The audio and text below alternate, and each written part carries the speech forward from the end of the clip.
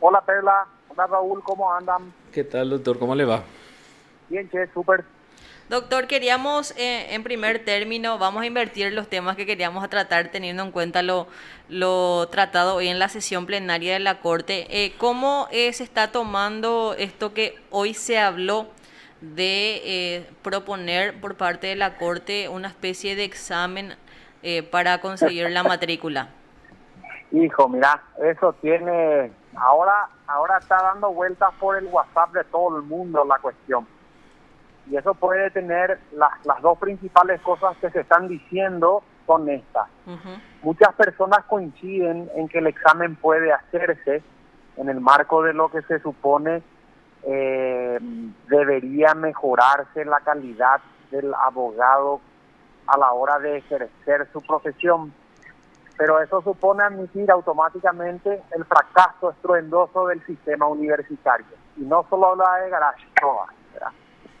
Por un lado. Por otro lado están los que sostienen si ese examen se hace no lo puede hacer la Corte, debería hacerle el colegio en control de sus pares. Una vez más entra de manera indirecta el argumento de la necesidad de una colegiación profesional. Claro que estamos de acuerdo con que la mejoría de la profesión se dé y la capacitación del docente también, pero vamos a hacerla nosotros, no ustedes, ¿verdad? Este es otro de los argumentos.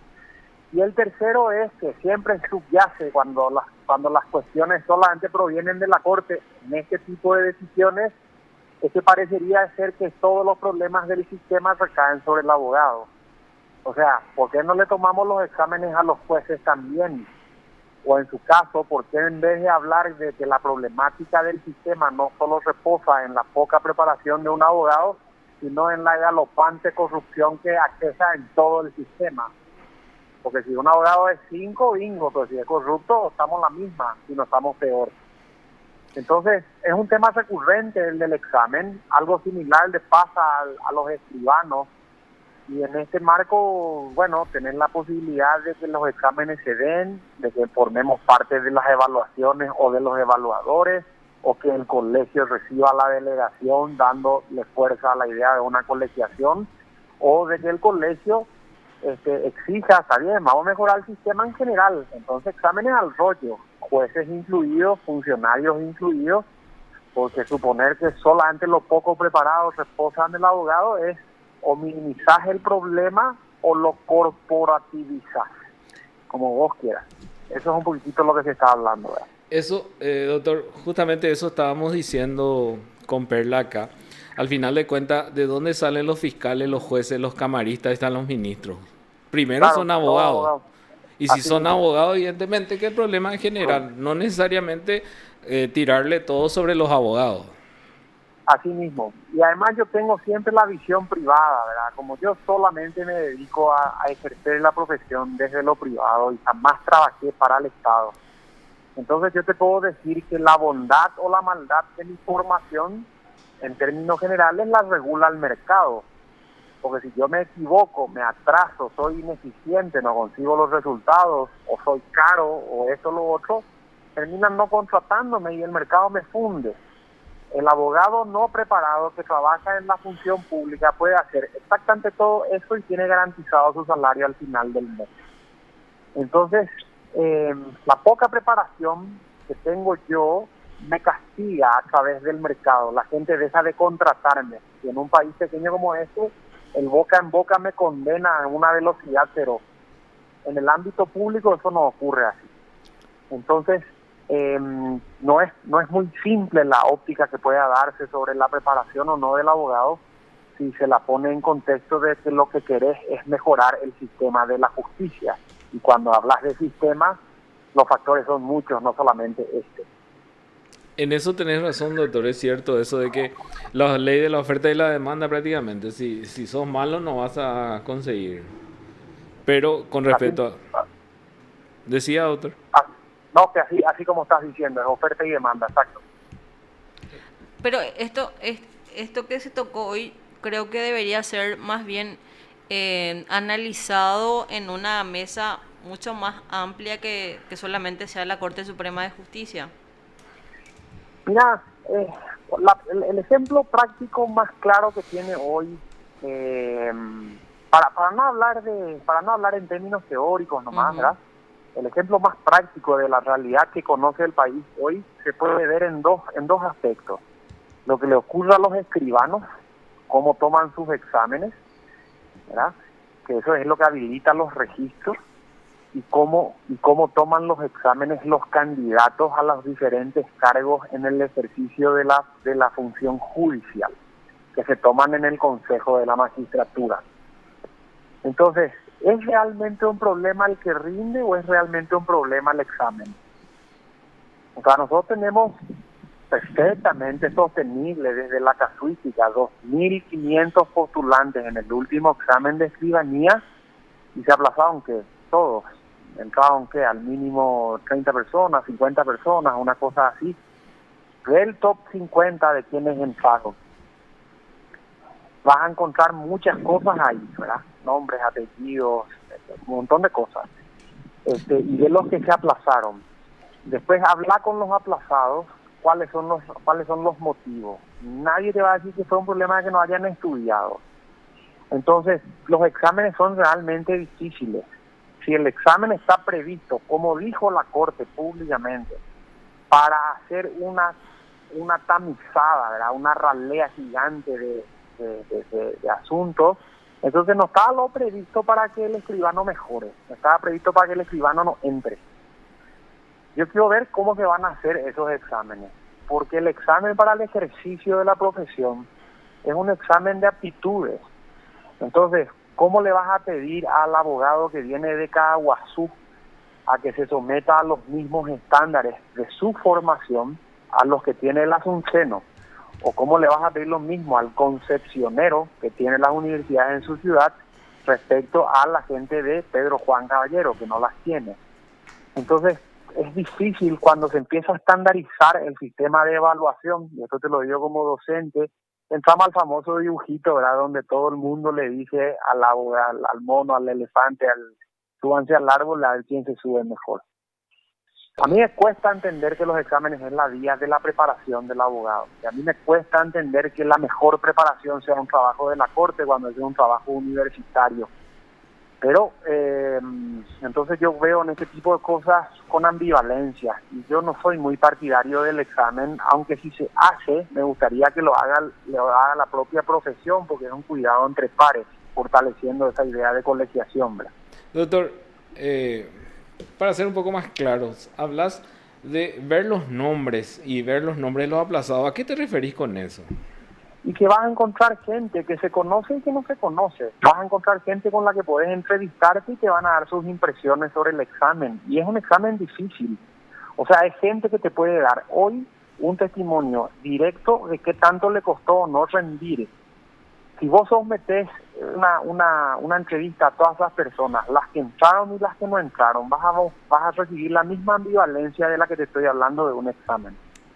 Entonces, o sea, el instrumento... Perdón, doctor. Quiere decir que el instrumento de examen lo que es, con el cual se toma el problema, según tu óptica. Claro, te estoy poniendo en tela de juicio el propio sistema de evaluación. O sea, la opción múltiple, por ejemplo, es la que se utiliza hoy. Sí. Para tomar el examen de 2.000, 2.500 personas, no podés vos hacer 1.000, 2.000, 3.000 preguntas y esperar que todas te las respondan igual. Entonces el sistema de opción múltiple te dice a vos, esto es opción A, opción B, que vas a estar preparando abogados de esa manera. Y los escribanos salen de a 2.000, nosotros salimos de a 10.000. Sí, por supuesto, mucho más. De a 15.000. Entonces va a ser un difícil problema de aplicación, porque no ha sido bueno el ejercicio en los escribanos, y no ha salido bien tampoco con los exámenes que se dan en el Consejo de la Magistratura. Ni los psicotécnicos que terminaban mostrando si vos tenías o no prejuicios en ciertos sectores, ni los jurídicos, o sea, ni los que están ahí escritos en opciones múltiples también. No hay condiciones para evaluar tanta gente de manera adecuada que propenda a su mejor preparación. Sí o sí van a ser, en mi opinión, digo, una manera de cortar cabezas, o sea, de evitar la matriculación masiva que se da hoy. Pero doctor, acá también hay que tener en cuenta un factor. Suponiendo que haya 15.000 abogados y aprueban 5.000, Pero la Corte Sí. está hablando de imponer un número, o sea, por más que aprueben 5.000, solamente hay 1.500 matrículas, por ejemplo. Ese es también otro Claro, factor. y eso es algo que también inclusive le puedes plantear a los escribanos. ¿Por qué te van a decir que están de acuerdo? Y porque ya son escribanos. Decirle eso al estudiante que está saliendo a la calle a trabajar su futuro. Todos están de acuerdo porque los que defienden el examen son escribanos ya, y los que son escribanos ya defienden el status quo, Claro, limitando la participación de los demás y por ende la competencia. y los abogados de ahora ya no van a entrar eventualmente, los que van a jurar. Claro, yo estaría de acuerdo que ese examen exista si es que queremos mejorar la preparación, de que se someta a todos, pero no va a ocurrir. Entonces, esto es para los nuevos, para los recién llegados. ¿Y cómo va a comparar un pendejo de 22, 24 años, como fuimos todos alguna vez, a la formación que se espera del abogado adulto o del abogado formado, cuando la casuística en el mundo entero te muestra que es la experiencia la que marca la pauta y no el conocimiento de la ley? Yo creo que Entonces yo creo, tengo doctor, miedo, ¿verdad? que en ese sentido al menos veo que lo que en el cual se tendría que insistir más, pero ya a nivel de facultades, es por lo menos hacer que las clases sean más prácticas, ¿verdad? En el sentido de que conozca por lo menos cómo elaborar un escrito, que es la principal falencia que se ve en el día a día de los que salen de las universidades.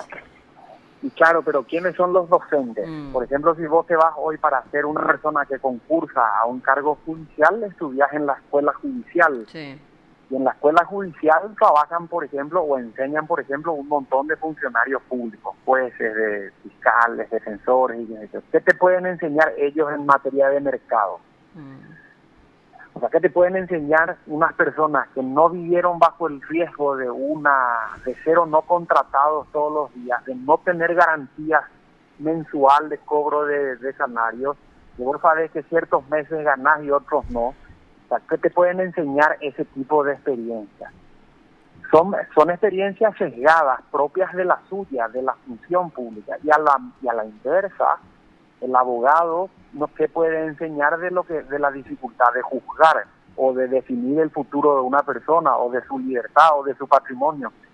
Entonces, este tipo de exámenes, al ser así únicos, al cierre de una formación, en la víspera de un ingreso a un registro para trabajar, no sé si realmente te preparan. Yo creo que definitivamente lo que terminan haciendo es cortando cabezas, reduciendo el ingreso. ¿Van a entrar los mejores preparados? Sí, es posible, ¿verdad? Pero un montón de gente queda sin trabajar. Entonces, ¿qué va a hacer esa gente? Sí, ¿qué va A a mí me pasar con preocupa, ¿verdad? 6 años de preparación que tuvieron y al Así final mismo, no puedan trabajar? Van a ser a- como los escribanos adscriptos también. así mismo. Va a ocurrir como los escribanos adscritos. O sea, gente sin título haciendo el trabajo de gente con título compartiendo honorarios sin poder firmar. ¿Por qué? Porque el pendejo es el formado en informática, en tecnología, en lo que quiera, que el otro ya no necesita, así ya firma, y si el mercado tiene garantizado, porque no hay competencia gracias a un examen que ellos hacen y ellos controlan. Entonces a mí me cuesta mucho que la libertad de trabajar en el marco de un principio de economía, el libre mercado, sobre pretexto de la buena preparación, termine más que nada castigando la oportunidad de trabajar que mejorando la preparación de todos. O sea, me da miedo eso sobre la base de las dos experiencias actuales, que son la elección de autoridades y la elección de los escribanos, que creo que es lo que ocurre, ¿verdad? Ya. Cambiando un poco de tema, doctor, el colegio escribano, ¿cómo ve esta cuestión de... Hubo sanciones a un abogado por parte de la corte justamente en un caso y hubo sanciones de alto monto también para otros abogados en un caso, en un juicio oral? ¿Cómo ve esta cuestión, doctor, el colegio?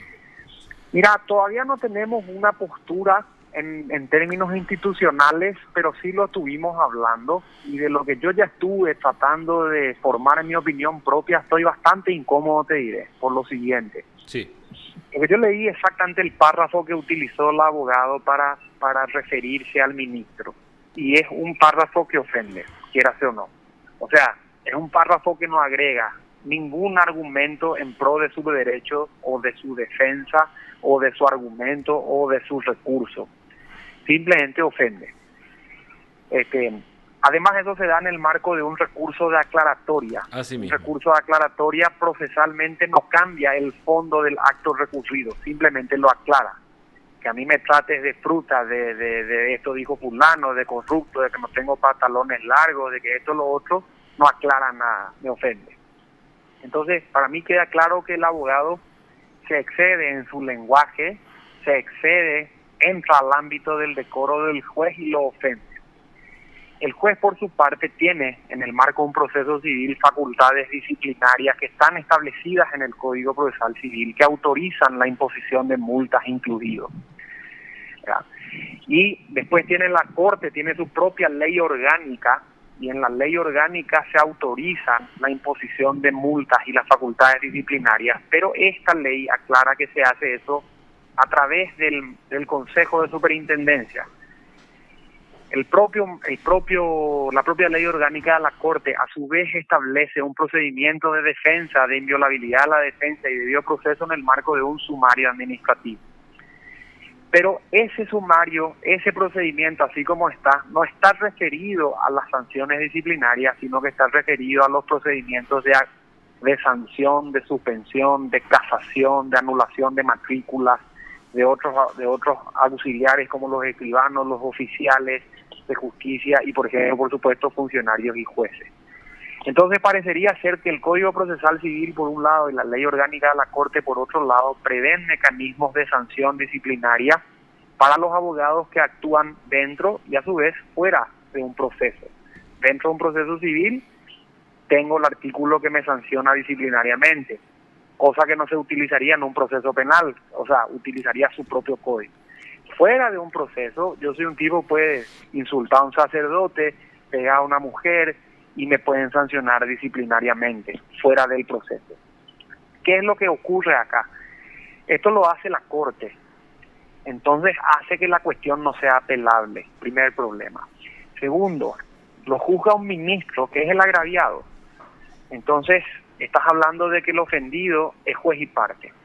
Tercero, la sanción se traduce en una multa.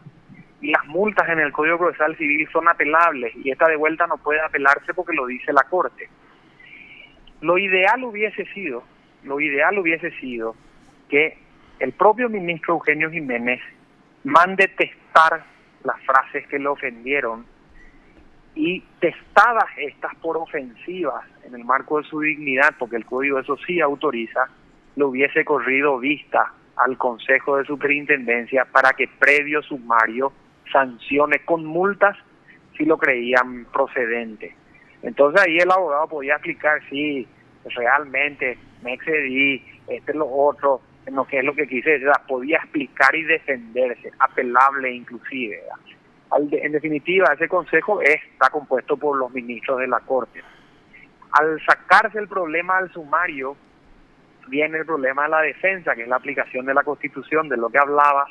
Hay un exceso, en mi opinión, en esa postura que toma el ministro, que viene acentuada por el voto en disidencia. El doctor ministro Benítez Riera plantea la disidencia en el seno de esa sentencia que sanciona. Y él dice, si bien nosotros tenemos la norma disciplinaria del proceso civil y las acordadas disciplinarias, esas propias acordadas refieren a que la inviolabilidad de la defensa y el derecho del debido proceso se van a enmarcar dentro de lo establecido en la Constitución. Y en la idea de Constitución está la idea de sumario, porque de eso proviene una sanción. Inclusive, y con esto termino, Sebastián Irwin Crosskey, por ejemplo, que es uno de los comentaristas del Código Procesal Civil, dice, una cosa es que el juez le diga, bueno, mire, usted se está excediendo en su lenguaje en la audiencia, cálmese, retírese, vuelva a entrar, o te diga, siéntese por favor, espere su turno, ya le va a llegar el momento de hablar. Todo ese tipo de son sanciones disciplinarias, tranquilícese, lo apercibo, lo amonesto. Pero si te empiezan a poner multas, dice Sebastián Irún, las sanciones dejan de ser disciplinarias, se vuelven condenatorias, o sea, de condena pecuniaria en este caso, y todas esas son recurribles y apelables en esencia y no pueden manejarse como una sanción disciplinaria común. Por eso es que él también recomienda el sumario. En síntesis, creemos que se excedió el abogado que ofendió y creemos que se excedió la Corte al sancionar sin sumario, y lo ideal hubiese sido que esto tenga vista al Consejo para que previo sumario en todo caso se sancione cuidando las formas, ¿verdad? Entiendo, doctor. Y con respecto a que el tribunal de repente, en el otro caso que le comentaba, determinó que cada abogado ganaban 3 jornales directamente y le aplicó una multa de 25 millones de guaraníes. Recordame, Carlos, porque honestamente, Raúl, perdón, recordame, porque honestamente ese caso no lo conozco. Yo me centré en el del señor que trabajó en el caso de la indemnización civil, que es mi ámbito. Sí. El del penal no conozco, disculpame. Es una sanción que le impuso, doctor, el Tribunal de Sentencia de Central. En este caso, la presidenta era Dina Marshuk. En el juicio que tenía que empezar por el caso de los agentes de la SENAD, del procedimiento que hubo donde falleció la niña Esa nenita. Sí, exacto. Sí, me acuerdo del caso. Bueno, dentro de ese proceso fueron sancionados 3 abogados al pago de una multa de más de 25 millones de guaraníes. Y aquí lo que cuestionaban estos abogados, uno de ellos, el abogado Norman Queiroz, es de que se le impuso un monto en base a qué análisis le impusieron estas magistradas, o sea, este tribunal de sentencia, ese monto. Sí, le determinaron que cada día multa equivalía a 3 jornales mínimos y como consecuencia de eso le aplicaron 100 jornales con lo que la multa iban a 25 millones de guaraníes. Hay que ver, ¿verdad? Porque conceptualmente el principio se mantiene, en el sentido de que si la sanción condenatoria se da en el marco de un monto pecuniario, no importa que sea alto o bajo, no puede plantearse sin la defensa de esa sanción. O sea, esa defensa en definitiva es incidental, no tiene que ver con el fondo, pero está relacionada a cómo se discutió el fondo en términos disciplinarios. Y si me van a sancionar, sumaríenme primero, explíquenme por qué, déjenme explicar yo por qué y después me sancionan, apelable. Ese es el principio. Si la jueza o el juez o el ministro, en este caso, no importa, deciden sancionar, como todo deber judicial, están obligados a fundar su resolución en la ley y en la Constitución. Si lo que dijo esta jueza no tiene ese fundamento, también hay irregularidad, ¿verdad? Independientemente, digamos, de cómo se haya o no fundado, que desconozco, y de que hayan hecho o no los abogados en el mayor o menor monto de esa condena. Pero acá lo que nosotros vemos es que la clave pasa por sumariar, sobre todo si vas a entrar en las condenas pecuniarias, porque si no, no tenés oportunidad de explicar qué es lo que quisiste hacer o decir cuando trabajaste en el marco de un proceso. Y ese exceso es el que estaría bueno que se evite, porque si no dejas indefenso a la gente, y el régimen de multas, si se excede, puede ser también un brazo ejecutor sobre el abogado que trabaja en la defensa del resto. En definitiva, nosotros no somos parte, sino que representamos a la parte. Entonces, somos todavía de la postura del sumario en ese sentido. Entonces, doctor, como colegio de abogados, durante la reunión de la Corte, ¿plantearían de repente algo sobre esto o no? No sé, honestamente no sé, porque esto se da después de nuestra sesión. La idea está meterla, como siempre, como todos los temas que se hablan en el lunes que viene, pero de lo que hablamos hasta ahora, yo te digo, soy más abierto a la idea del sumario. O sea, tomar el derecho a la defensa no le agravia a nadie. Sacárselo sí. Entonces, el principio constitucional tiene que de alguna u otra manera derramarse en las normas de menor jerarquía, y quién es más que los propios ministros de la Corte para interpretar eso así, y por supuesto los jueces a la hora de aplicar sus sentencias. Entonces, las sanciones disciplinarias, cuando son condenatorias, siguiendo un poco la opinión de Sebastián Irún, nosotros creemos que tienen que hacerse en el marco de un sumario a través del Consejo de Superintendencia. Y lo que el juez tiene que limitarse a hacer es, si la sanción llega a ese nivel, tiene que correr vista a ese consejo, y el consejo diga en el marco de un sumario si corresponde o no. Esa es una de las opciones más más cómodas que se pueden aceptar. Y con esta salvedad, la norma hoy que rige el proceso civil, desconozco la penal, pero ha de ser similar, autoriza la imposición de estas sanciones. La norma de la Corte en su funcionamiento orgánico autoriza la imposición de estas sanciones y no hace remisión expresa al sumario en términos disciplinarios. Pero si querés que esté más cómodo a la hora de decidir cómo debería interpretarse esto, me iría por la vía del sumario, porque entonces estaría mucho más protegido el sancionado y el que juzga, en el sentido de que se saca de encima la ofensa y la deja en manos de un tercero imparcial, que en este caso sería el Consejo. Doctor, realmente incluso hay un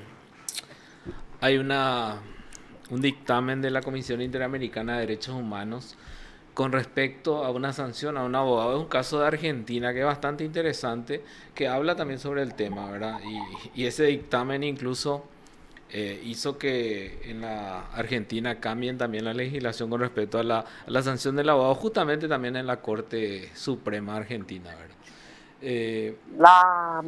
Lo que estás diciendo es tal cual, pero acá tenemos dos problemas. El problema es que en Argentina, a diferencia de Paraguay, el Tratado de Derechos Humanos tiene rango constitucional. Acá no. Está abajo. Desoír lo que dice un tratado en Argentina es violar la Constitución. Acá no. Eso creo que es una precisión relevante, digamos, en términos normativos. Y en segundo lugar también la Corte Argentina, en el caso de Pontevedra, dijo al final, todo bien con que la Corte Interamericana diga que esto debe hacerse así o debe hacerse así. Pero en definitiva, el principio de reconocer la identidad nacional le permite a esta Corte como órgano supremo a determinar qué parte de la sanción de la Corte Interamericana se aplica acá y qué parte no.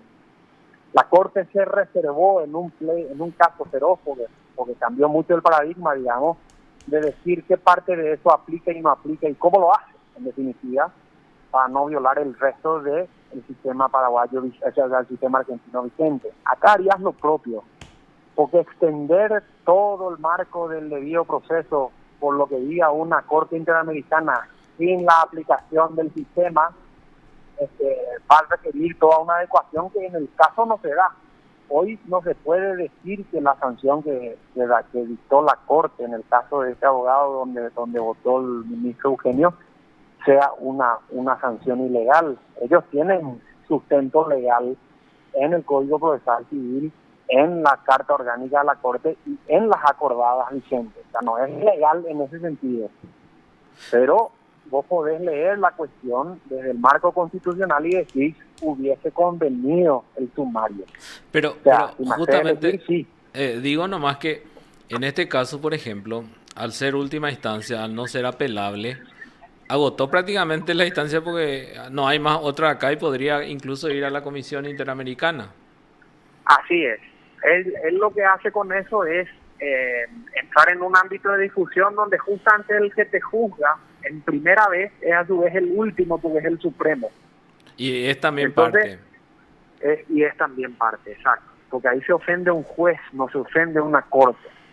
Entonces plantea un problema, y si eso se hubiese tenido en cuenta, se hubiese o reducido la sanción a la amonestación, al apercibimiento, a testar el texto, lo que fuere, o en su caso con una remisión al Consejo.